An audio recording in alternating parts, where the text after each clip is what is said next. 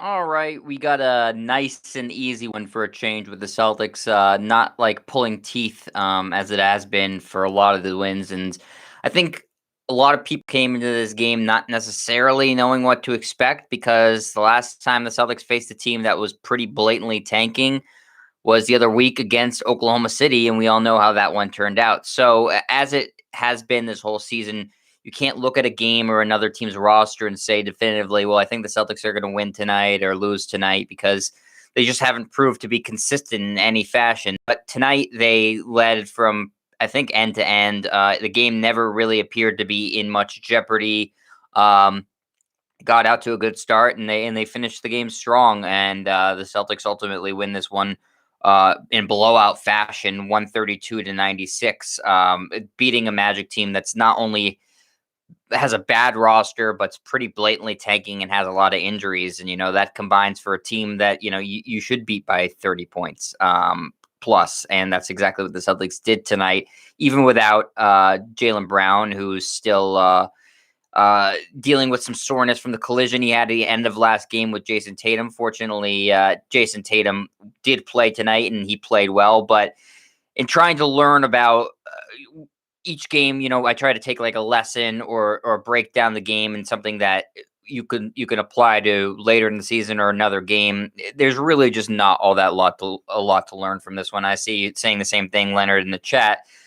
It's just, you're playing a really bad team that has no motivation to really do anything. And it's not like they are looking to play, major spoiler, because I don't think anybody expects much of the Celtics in terms of where they're going in the playoffs. I mean, I guess you could disrupt their seeding slightly, but I don't think that motivates NBA teams, especially ones that have so many injuries and just are not good by any stretch. So, the Celtics weren't really facing any sort of stiff competition, and then they did what you would hope they would do, even without Jaylen Brown, which is dominate a really, really poor Magic team. And I guess the best thing you could look at is more impressive to me than the scoring 132 points, which is a lot. Is they played really tremendous defense for most of this game. They had a quarter in the second quarter; they only gave up 18 points. The fourth quarter, only 21 points. 27 in the first, and then 30, which is a little too high in the third, but you take it, whatever. So really, you can't learn a lot, but you're obviously glad that they took care of business as they should tonight, and that hasn't always been the case with this team. So if you're expecting consistency, you're not going to find that with this team, but at least they did something tonight that was a positive, and they can say, hey, we played well tonight. We didn't completely play down to our opponent or crap the bed, which oftentimes we've seen this season has been the case. Whether that's an actual change of heart, I would say no. I'd say it's just a one-off, but you take the win. Like I said in my tweet, like every game matters in this last 7-game stretch here because you're so close to either being in that play-in tournament and being fodder for the Nets, the Bucks, or the Sixers in the first round, or trying to get that 4 or 5 seed and really make it a competition to get out of the first round. It's really in the Celtics court right now because they're playing Miami twice and they play the Knicks once in this last stretch of the season, and all those teams are pretty bunched together. So the Celtics really do control a lot of their own destiny in regard to that if they have a nice win streak to end the year. But conversely, if they don't play well, if they have a losing streak or they play sort of 500 basketball, they're in danger of not only being in that play-in tournament because that's where they'll be, but potentially missing the playoffs altogether. So every game, again, whether you're playing the Magic or you're playing the Nets, every game is equally important in this last stretch for the Celtics. So let's take a look at the box score tonight. Again, 132 to 96 victory for the Celtics as they improved to 35 and 31. The Magic fall to 21 and 45 on the year. Jason Tatum, Robert Williams, Kemba Walker, Marcus Smart, Evan Fournier were the starters. Kemba Walker makes his return tonight, and he played very well. Tatum, 31 minutes, 27 points, 4 of 12 from 3, 10 of 22 from the floor, 7 rebounds, 3 assists, 2 steals, 2 blocks, filled it up. Really good game for Tatum. Maybe not the most efficient shooting night, but not a poor shooting night by any stretch. And he took over really it seemed like in the second quarter of this game. And, when it was becoming apparent that this game was a blowout, he just didn't have to do that much more. He had, just 31 minutes, which is nice to keep him at a lower minute rate because he's been playing so many. And he did everything that you needed him to do tonight, and then he didn't need to do much more than that. So good game for Tatum. Robert Williams back in the starting lineup. Tristan Thompson was out. 21 minutes for Rob, 4 or 5 from the floor. He had 6 rebounds, an assist, a steal, 2 blocks, and 8 points. Solid. Again, we've been talking about this. He's still getting back from injury, still finding his rhythm. You'd like to see the rebounding numbers go up. But the scoring anywhere from 8 to 15 points is right where you want him. He was right at 8 tonight. 5 shots. So maybe you hope he maybe gets that closer to like 8 or 9 shots. He missed both of his free throws. So he's getting back. I think he's playing a little bit better every game, but he's still, a decent amount of time from where he was right before he got hurt. Kemba Walker was, I think, the best player in the court tonight for the Celtics. He was tremendous. 28 minutes for Kemba, 11 of 18 from the floor, 6 of 9 from 3, hit 4 or 5 free throws, 3 rebounds, 4 assists, a steal, and 32 points on the night. A nice, efficient shooting night for Kemba. He was hot early. He was hot late. He's had big games against Orlando before, and he really torched them tonight and kept it down to just 28 minutes, which is a really positive thing. So we saw a really good version of Kemba Walker tonight. It makes sense. He should have been well rested, having missed the past couple games with injuries. So an oblique, and now he seemed like he was perfectly healthy. So a really strong performance from Kemba.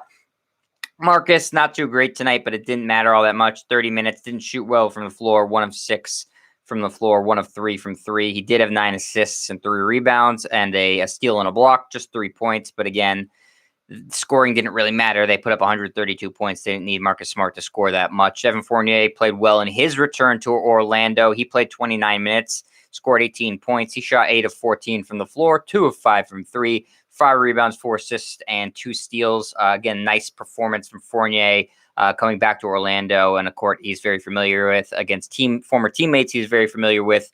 He hadn't been playing well, but the past 2 games he's played, he's had a nice little bounce back. We know he's still experiencing some negative symptoms from negative effects from COVID. So it seems like he's getting a little bit better and not shooting as horribly as he was.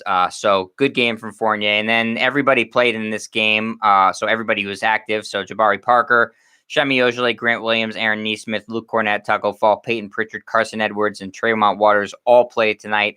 Standout on the bench was, as usual, Peyton Pritchard. He had 18 minutes, 5 of 8 from the floor, 4 of 6 from 3, and 14 points for Pritchard. Then Aaron Nesmith, who's been playing well too, he played 20 minutes tonight, and he didn't score as much as he had been, but still played pretty well. 2 of 3 from the floor, 1 of 2 from 3, 4 rebounds, and he's still fouling a lot because he's all over the place, but he's putting in a lot of effort. 5 points for him.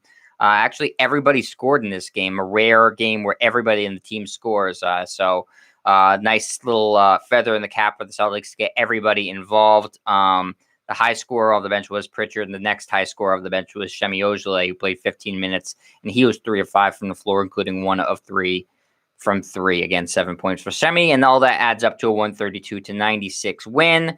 Celtics take care of business against, again, a really, really bad Magic team that is not trying to win games. So you'd hope they win. But as I said, and as everybody knows, that hasn't always been the case this season. In fact, more often than not, it hasn't been the case. So now the Celtics schedule gets it's still not that difficult down the stretch, but it gets a little bit tougher as Orlando was probably the worst team they had left on their schedule. They play Chicago in Chicago on Friday. Then the two of the 3 big remaining games on the schedule are Miami back to back. You play Miami in Boston both times, Sunday and Tuesday. Sunday is a 1:00 game, Mother's Day game, and should be really, really competitive between Miami and Boston. Obviously, that was the Eastern Conference Finals last year. They're neck and neck for seeding, so those 2 games will mean a whole lot. But the game against Chicago, you can't look past that one either because, like I said, and like I keep repeating myself, you can't look past any game for the Celtics. So you really want to take care of business against Chicago before you lock in and take on Miami 2 games in a row. So on Friday, I will be back after the game talking about what goes on in that Bulls game. We'll see if the Celtics can can get a little win streak going here to end the year. And yeah, make sure that you give me a thumbs up and subscribe if you haven't already. Comment, and I'll always coming back. I appreciate you guys in the chat and who are watching after. Thanks, Leonard, and see you, everybody.